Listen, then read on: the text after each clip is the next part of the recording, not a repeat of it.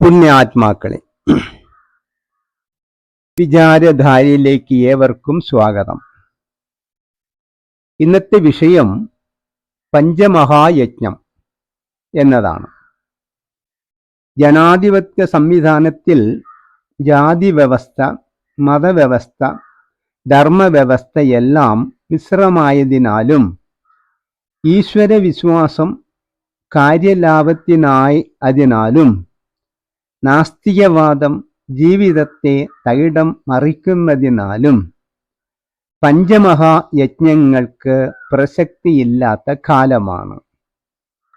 എന്നാലും കാടിൻ്റെ ഉള്ളിൽ നന്മ തരുന്ന മരങ്ങൾ ഓരോന്ന് കാണപ്പെടുന്നതുപോലെ സമൂഹത്തിലും നന്മ ചിന്തിക്കുന്ന, ചെയ്യുന്ന, പരോപകാരികളായ, വിശ്വാസത്തിൽ ജീവിക്കുന്ന, ധർമ്മം ആചരിക്കുന്ന ജനങ്ങൾ ധാരാളമുണ്ട്. അതിനാലാണ് വൈകിയെങ്കിലും ഈ വീഡിയോ ചെയ്യുന്നത്. ആവശ്യമുള്ളവർക്ക് ഇത് പ്രചോദനം നൽകട്ടെ.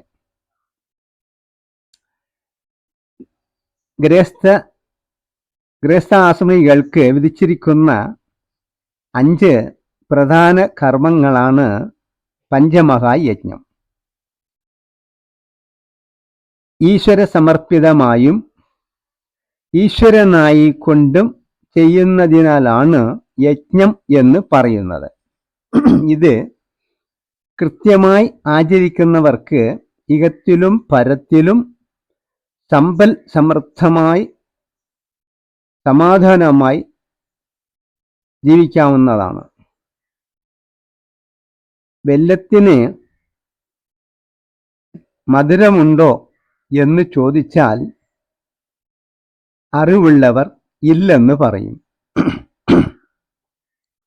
മധുരം രൂപം കൊണ്ടതാണ് വെല്ലം. അതിൻ്റെ അനുഭവമാണ് മധുരം. അത് അനുഭവമാകയാൽ പറയാനാവില്ല. അതുപോലെ പഞ്ചമഹായജ്ഞങ്ങളുടെ ഫലനുകളും അനുഭവിച്ചേ അറിയാനാവൂ. ആദ്യം വിശ്വാസമുണ്ടാവണം. അത് ഇല്ലാത്തതിൻ്റെ തിക്തഫലം നാം സമൂഹത്തിൽ അനുഭവിക്കുന്നത് കാണാനുണ്ട്. പ്രശ്നമുണ്ടായാൽ ഉടനെ ജ്യോത്സ്യനെ കാണും. കൽപ്പന കേന്ദ്രങ്ങളിലോ സിദ്ധന്മാരിടമോ മന്ത്രവാദികളിടമോ ക്ഷേത്രങ്ങളിലോ പോകും. എന്നിട്ടോ പണവും നേരവും കളഞ്ഞതല്ലാതെ പരിഹാരം ഉണ്ടായിട്ടുമില്ല.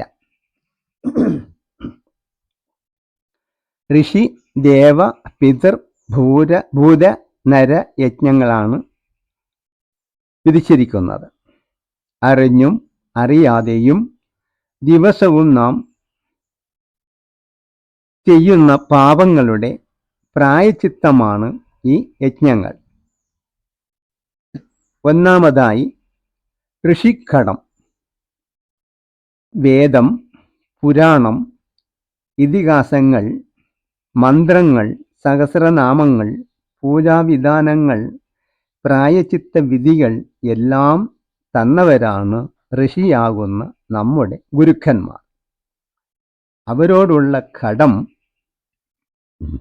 പാരായണം, ജപം, ഹോമ പൂജാദികൾ ചെയ്തു വേണം തീർക്കേണ്ടത്. ഇനി ദേവകടം പറയാം. പ്രാണിവർഗങ്ങൾക്ക് ആവശ്യമായവ കാലാനുസരണം വേണ്ടത് തന്ന് സംരക്ഷിക്കുന്നവരാണ് ദേവന്മാർ. രാജ്യം ഭരിക്കുന്ന, സംസ്ഥാനം ഭരിക്കുന്ന ഭരണകർത്താക്കൾക്ക് അവരുടെ സംരക്ഷണം, രാജ്യരക്ഷയ്ക്കാവശ്യമായ ധനം പൊതുജനങ്ങൾ നികുതിയായും മറ്റും കൊടുത്ത് സംരക്ഷിക്കും പോലെ ഹോമം, പൂജ, യാഗം, ജപം, പാരായണം പോലുള്ളവ യജ്ഞ രൂപത്തിൽ ചെയ്ത് ദേവന്മാരെ സംരക്ഷിക്കണം. അങ്ങനെ അവരുടെ കടം തീർക്കാം. വീടുകളിൽ വിളക്ക് വെച്ച് മന്ത്രങ്ങൾ ജപിച്ച് ഉണ്ടാക്കുന്ന ഭക്ഷണത്തിൽ ഈശ്വര സമർപ്പണം ചെയ്ത് ഈശ്വര യജ്ഞങ്ങളിൽ പങ്കാളികളായി കടം തീർക്കാം. അതിനൊരു കഥ പറയാം. ഒരു ഉത്തമ ബ്രാഹ്മണൻ മനസ്സ വാച കർമ്മണ ആർക്കും ഒരു അപരാധവും ചെയ്യാതെ ജീവിക്കുന്നു. ഒരു ദിവസം അദ്ദേഹത്തിൻ്റെ ഭാര്യ അവർക്കും 10 പണിക്കാർക്കും കൂടി ചോറ് വെച്ചു. അതിൽ ഒരു അട്ട ചത്ത് കിടക്കുന്നത് കണ്ടു. ഭർത്താവ് വീട്ടിലില്ലാത്തതിനാൽ ചോറ് വാർത്തു വെച്ചു. ഭർത്താവ് വന്നപ്പോൾ കാര്യങ്ങളെ പറഞ്ഞു. ബ്രാഹ്മണൻ ചിന്തിച്ചു, അന്നം ബ്രഹ്മമാണ്. അത് കളഞ്ഞാൽ പരലോകത്തിൽ അതിൻ്റെ ഫലം അനുഭവിക്കേണ്ടതായി വരും. മറ്റുള്ളവരെ തീറ്റിച്ചാൽ അതിൻ്റെ ശിക്ഷയും അനുഭവിക്കേണ്ടതായി വരും. എന്തായാലും ഒരു ശിക്ഷ ഉറപ്പാണ്. അന്നം കളയേണ്ടെന്ന് തീരുമാനിച്ചു. 10 പണിക്കാർക്ക് വിളമ്പിക്കൊടുത്തു. അട്ടയെ കണ്ടതിനാൽ ഭാര്യയും ഭർത്താവും കഴിച്ചതുമില്ല. ഇദ്ദേഹം എല്ലാ ദിവസവും ഉറങ്ങുന്നതിന് മുമ്പ് അന്നത്തെ കർമ്മഗതികളെ ഇഷ്ടദേവനായ ചിത്രഗുപ്തനിൽ സമർപ്പണം ചെയ്താണ് കിടക്കാറുള്ളത്. പതിവ് പോലെ അന്നും സമർപ്പണം ചെയ്തിട്ട് ഓം ചിത്രഗുപ്തായൈ നമഃ എന്ന് പറഞ്ഞ് കിടന്നു. അനവധി കാലമായി സ്മരിക്കുന്ന ഭക്തന് അന്ന് ദർശനം കൊടുത്തു. ഭക്ത, എന്ത് വരമാണ് വേണ്ടത് ചോദിച്ചു എന്ന് പറഞ്ഞതോടെ ബ്രാഹ്മണന് മനസ്സിലായി എൻ്റെ ഇഷ്ടദേവനാണെന്ന്. എഴുന്നേറ്റ് പാദനമസ്കാരം ചെയ്ത് അവിടുത്തെ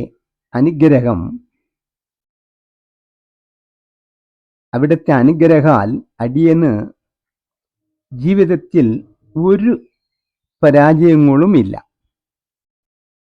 എന്നാലും അങ്ങ് ആവശ്യപ്പെട്ടതനുസരിച്ച് ഒരു വരം ചോദിക്കാം. എല്ലാ പ്രാണികളുടെയും കർമ്മ ഫലനുകളെ ദിവസവും അടയാളപ്പെടുത്തുന്ന അങ്ങ് എൻ്റെ ജീവിതത്തിൽ അറിഞ്ഞോ അറിയാതെയോ വല്ല തെറ്റുകളും മറ്റോ ചെയ്തിട്ടുണ്ടെങ്കിൽ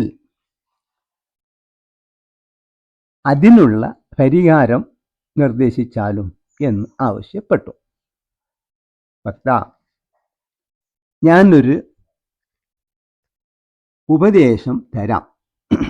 അത് മകളെ കൊണ്ട് പ്രവർത്തിപ്പിക്കണം. അന്യരായുള്ളവർ അതിനെ അപവാദമായി കരുതി എന്തെങ്കിലും പറഞ്ഞാൽ പ്രതികരിക്കരുത് എന്ന് പറഞ്ഞ് പ്രവൃത്തി കാര്യങ്ങളെല്ലാം പറഞ്ഞ് അനുഗ്രഹിച്ച് യാത്രയായി.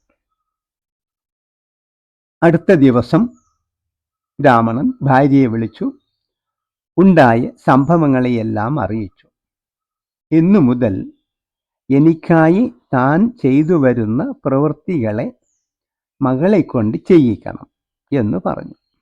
മകളെയും വിളിച്ച് കാര്യങ്ങളെ ധരിപ്പിച്ച് അന്നു മുതൽ അമ്മ ചെയ്തു വന്നിരുന്നതായ ഭക്ഷണം കൊടുക്കൽ, അലക്കൽ, തുടയ്ക്കൽ, വിരിക്കൽ അങ്ങനെയുള്ള എല്ലാ കാര്യങ്ങളും മകൾ ചെയ്തു വന്നു. കുറച്ച് ദിവസം കഴിഞ്ഞപ്പോൾ മകളുടെ പ്രവൃത്തിയെ അന്യരായുള്ളവർ കാണുകയും ഭാര്യയ്ക്ക് പ്രായമായതിനാൽ ബ്രാഹ്മണൻ എല്ലാ കാര്യങ്ങൾക്കും മകളെയാണ് നിയമിച്ചിരിക്കുന്നത് എന്ന് അവർ അപവാദമായി പ്രചരിപ്പിച്ചു. ആ വിവരം ബ്രാഹ്മണന്റെ ചെവിയിലും എത്തി. അദ്ദേഹം അതൊന്നും ശ്രദ്ധിച്ചതേയില്ല. ഒരു ദിവസം ബ്രാഹ്മണൻ യാത്ര പോകവേ പാക്കനാരും പാക്കള്ളിയും എതിരെ വരുന്നുണ്ടായിരുന്നു. വീതി കുറഞ്ഞ വഴിയായതിനാലും അന്നത്തെ നാട്ടു നടപ്പനുസരിച്ച് ബ്രാഹ്മണർക്ക് അന്യർ വഴിമാറി കൊടുക്കണമെന്ന നിയമം നിലവിൽ ഉള്ളതിനാലും ബഹുമാനപൂർവം പാക്കനാർ ഭാര്യ പാക്കള്ളിയോട് ബ്രാഹ്മണൻ വരുന്നു, വഴിമാറിക്കോ എന്ന് പറഞ്ഞു. വഴിമാറി നിൽക്കവേ ബ്രാഹ്മണനാ പോലും നാട്ടിലെ പാട്ട് കേട്ടില്ലേ എന്ന് പാക്കള്ളി പറഞ്ഞു. ബാക്കിയുള്ള ഒന്ന് നിനക്കും കിട്ടി എന്ന് പാക്കനാർ പറഞ്ഞു. അത് കേട്ടതും എന്താ അങ്ങ് പറഞ്ഞത്, മനസ്സിലാവാൻ പറയൂ എന്ന് പാക്കള്ളി ആവശ്യപ്പെട്ടതും പാക്കനാർ, എടീ, ഈ ബ്രാഹ്മണന്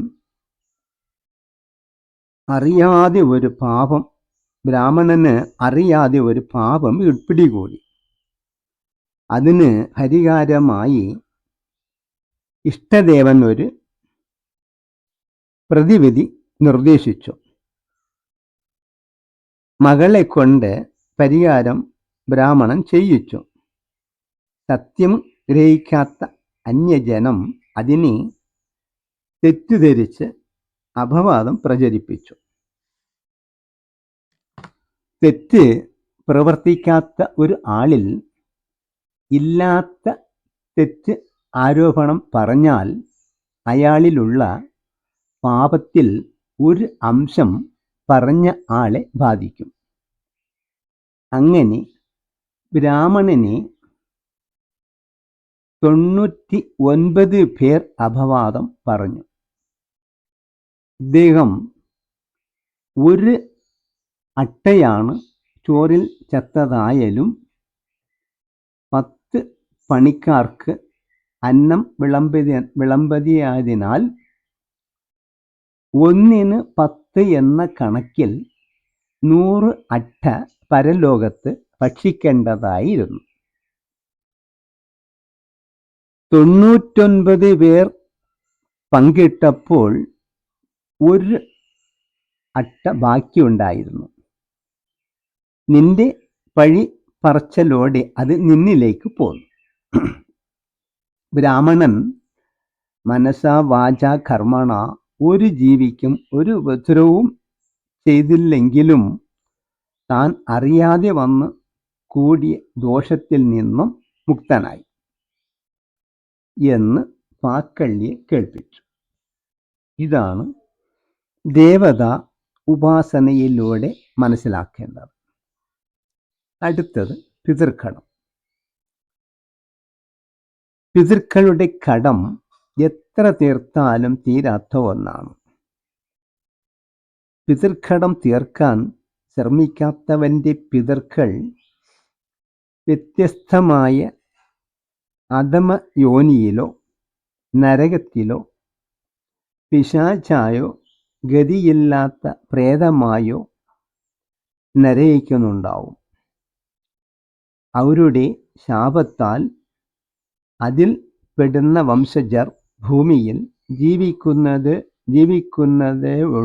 ജീവിക്കുന്നിടത്തോളം ഒരു ഗതിയും പരഗതിയും ഉണ്ടാവില്ല. അഥവാ ചിലർ സമ്പന്നന്മാരായോ അധികാരികളായോ മറ്റുള്ളവർ ബഹുമാനിക്കുന്ന സ്ഥാനങ്ങളിലോ ഇരുന്നു ജീവിതസുഖം അനുഭവിക്കുന്നെങ്കിലും മുൻജന്മ സുഹൃതം കൊണ്ടുവന്നതായാൽ അവർ ആ സുഖങ്ങൾ അനുഭവിക്കുന്നു. അവൻ ഇവിടെ ജീവിക്കുന്നിടത്തോളം മരിച്ചതിന് തുല്യം തന്നെ. ഈ ജന്മം കഴിയുന്നതോടെ അവൻ അധമ യോനിയെ പ്രാപിക്കുന്നതായിരിക്കും. പിതൃക്കൾ അനുഗ്രഹിച്ചില്ലെങ്കിൽ മറ്റ് ആരുടെ അനുഗ്രഹവും ഉണ്ടാവില്ല. ഈ മഹത്തായ ശരീരം ദാനം ചെയ്തത് മാതാപിതാക്കളാണ്.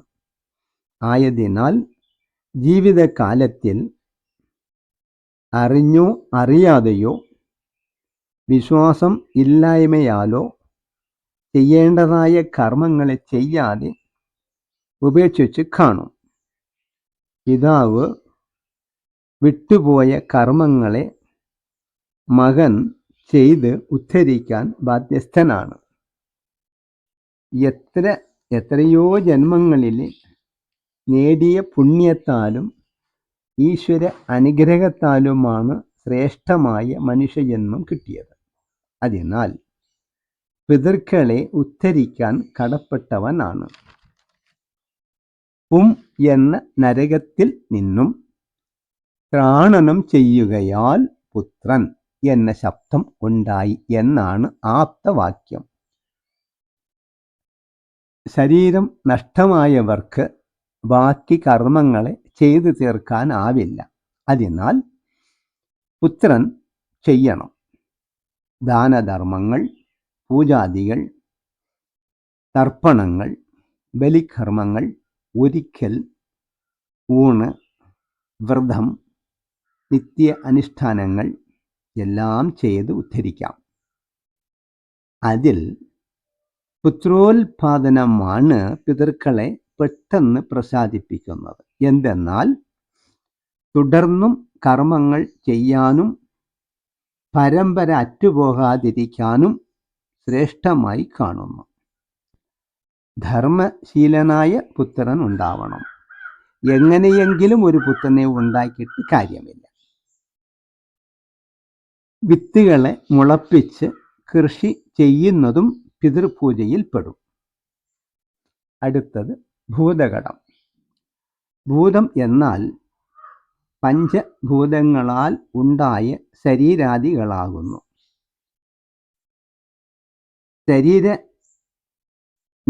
ശരീരം നിലനിൽക്കാൻ അന്നം വേണം.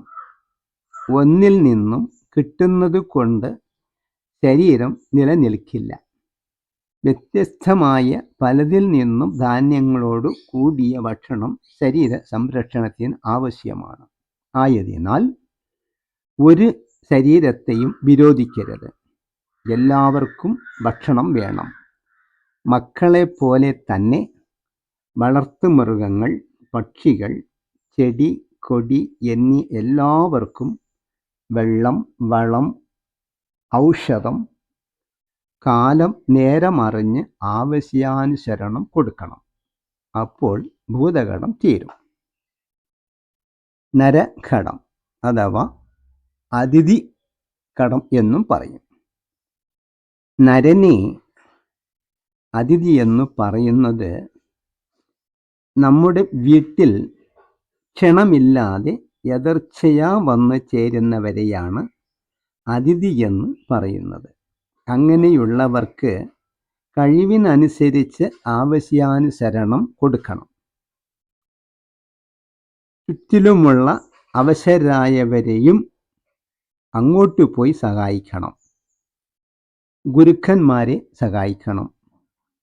കുളം, കിണർ, പൊതുസ്ഥാപനങ്ങൾ ഉണ്ടാക്കി പ്രതിഫലമില്ലാതെ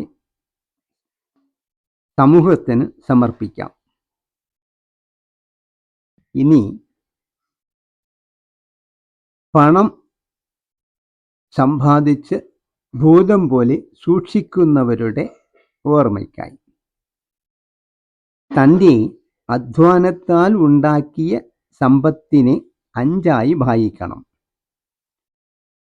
ഒരു ഭാഗം തനിക്കും, ഒരു ഭാഗം തന്നെ ആശ്രയിച്ച് കഴിയുന്നവർക്കും, ഒരു ഭാഗം മക്കളുടെ വിദ്യാഭ്യാസം, വിവാഹം, മുതലായ ആവശ്യത്തിനും ഒരു ഭാഗം ആശ്രമം, ക്ഷേത്രം, പൊതുവായ ധർമ്മസ്ഥാപനങ്ങൾ എന്ന് പറയുന്ന പൂർത്തകർമ്മങ്ങൾക്കും ഒരു ഭാഗം രാജ്യക്ഷേമത്തിന് നികുതിയായും ചിലവാക്കണം. അങ്ങനെ ചെയ്യുന്നില്ലെങ്കിൽ നികുതി സർക്കാർ പിടിച്ച് വാങ്ങിക്കൊണ്ടുപോകും. രോഗമാകുന്ന കള്ളന്മാർ അടിക്കടി വന്ന് അപഹരിക്കും. ഇടിവെട്ട്, വെള്ളപ്പൊക്കം, മണ്ണിടിച്ചൽ, കൊടുങ്കാറ്റ്, അഗ്നിബാധ ഇവയായും കൃഷി നാശമായും നശിക്കും. പരലോകത്തും നരകയാതന അനുഭവിക്കണം. അത് കഴിഞ്ഞാൽ അധമയോനിയിൽ ജനിച്ച് നരകിക്കേണ്ടതായും വരും. ഹരി ഓം.